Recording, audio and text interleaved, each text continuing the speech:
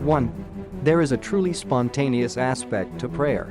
To some individuals, prayer is the calm expression of gratitude.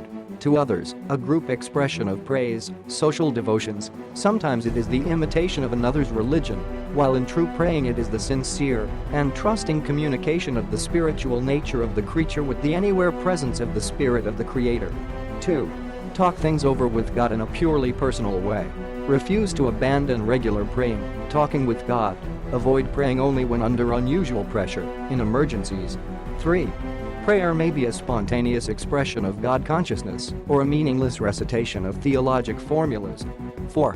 Be unafraid to talk to God, but remember, only a child would undertake to persuade or otherwise presume to change God. 5.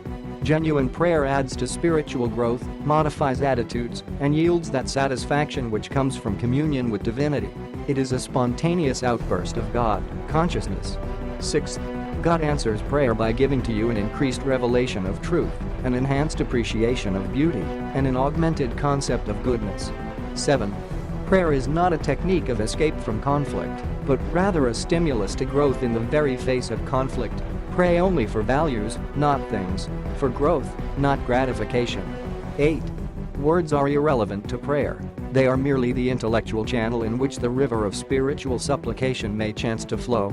The word value of a prayer is purely auto-suggestive in private devotions and socio-suggestive in group devotions. God answers the soul's attitude, not the words. 9. Prayer is a subjective gesture, but it contacts with mighty objective realities on the spiritual levels of human experience. It is a meaningful reach by the human for superhuman values. It is the most potent spiritual growth stimulus. 10. Do not be so slothful as to ask God to solve your difficulties, but never hesitate to ask Him for wisdom and spiritual strength to guide and sustain you, while you yourself resolutely and courageously attack the problems at hand.